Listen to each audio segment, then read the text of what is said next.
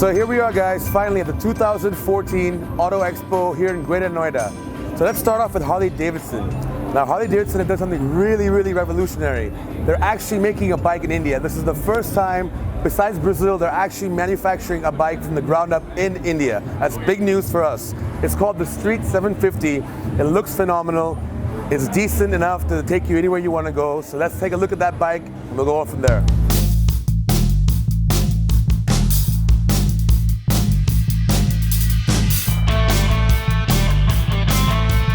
So here it is, guys. This is the Street 750 from Harley Davidson.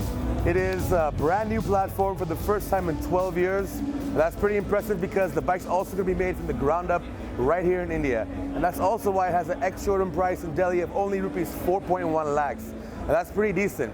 The bike, it looks nice. It is a little small for my liking, but it looks fantastic. It's got a nice V-twin engine. It's liquid cooled as well, which is better for India because you don't want an air-cooled engine which really heats up underneath you. Otherwise, the bike looks fantastic. It's got about 65 Newton meters of torque. It's got a 6-speed gearbox. It's got an upright riding position. The handlebars are pretty up here, nice for you to have a nice leisurely ride on. So it's a really good bike. You can customize it as well.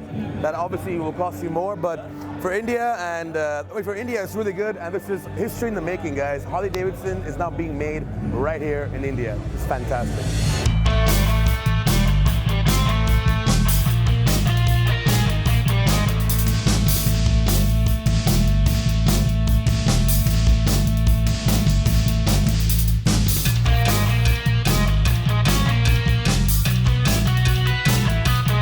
So here we are, guys. Triumph is finally here in India. And here at the Auto Expo, they have a beautiful lineup of bikes. We have the Street Triple, we've got the Tiger, we've got the Triple Rocket 3, we've got the Thunderbird. But what really has our attention is the Daytona. The Daytona is a 675cc engine. It's probably the most perfect mid-range sports bike that you can probably find in the world today. It's actually named after a very famous track in the United States as well. And it's just been designed to be probably flawless. It weighs about 184 kilos, which makes it really light and easy to control. It's got about 125 bhp of power, and it's got a very nice 6-speed gearbox. It's probably, on the track, it's a machine you really want to have fun on. So if you're coming to Triumph, you might as well check this out.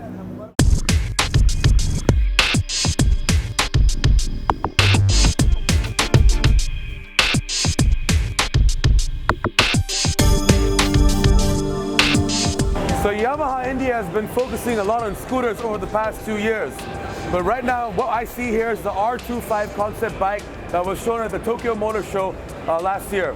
Now the R25 is a 250cc unit, and it looks phenomenal, as you can see. It's got a monoshock suspension, it's got Akrapovic exhaust, and it's got an engine that can give around 30 bhp, which is perfect for the Indian market. We do expect the bike to look just like this when it comes to production. It might have different graphics, but the frame will be the same, the engine will be the same, the specs will be the same. It will compete against Honda and Kawasaki, which is a pretty late entry to the 250cc market.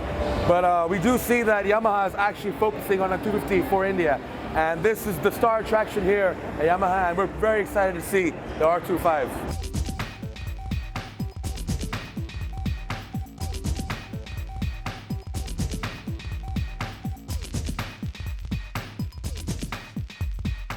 So we haven't seen too many entry-level performance bikes from Suzuki in the past, but this year at the Auto Expo they've launched two very interesting machines. Right here with me is the Inazuma 250. Now this bike is actually priced at 3 lakhs, which is pretty expensive for a 250 bike in India. But let me get to this. It's a really good bike. It's built perfectly. Build quality is actually better than what you'll find in the Honda. It's got a dual exhaust, a very strong frame, and it's got 32 bhp of power, which is more than any other 250 in the market. It looks all right, but to be honest, this kind of bike, it's a naked. The ride position is really good. It could be really good as a tour and as a city bike, so that's really good. To my right is the Gixxer 150. The Gixxer 150 has been named after the GSX 1000R, obviously, but it's based on the naked version of the bike. So it has no fairings at all, just like this. It's got a 150cc engine and about 18 bhp of power, which is pretty good as well.